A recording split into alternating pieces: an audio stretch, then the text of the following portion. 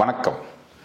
இன்றைக்கு 29/1/2024 திங்கட்கிழமை அன்னைக்கு ஒரு விஷயம் கோயம்புத்தூர்ல LND பைபாஸ்ல சக்தி இன்ஜினியரிங் காலேஜ் நடந்தது. அதாவது மை வீட்டில் உறுப்பினர்கள் தங்கள் நிறுவனத்தின் மீது தொடரப்பட்ட பொய் வழக்கை ரத்து செய்ய சொல்லி அது தவறு என்று சுட்டிக்காட்ட கலெக்டர் ஆஃபீஸ் கொடுக்க வேண்டிய மனுவை இங்கு இருந்து கலெக்டர் வந்தா கொடுக்கலான்னு பிளான் பண்ணி வெயிட் பண்ணாங்க.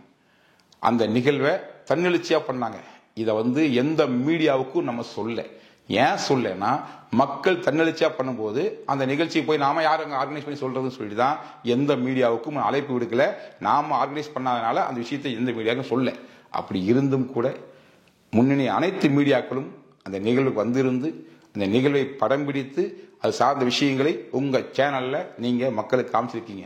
அதுல வித்தியாசமா இருக்கு. ஒவ்வொருத்தருடைய கருத்து ஒரு மாதிரி இருக்கு. ஒருத்தர் 2000 தான் சொல்லியிருக்கீங்க, ஒருத்தர் 5000 சொல்லியிருக்கீங்க, ஒருத்தர் 10,000 சொல்லியிருக்கீங்க, ஒருத்தர் 20,000 சொல்லியிருக்கீங்க.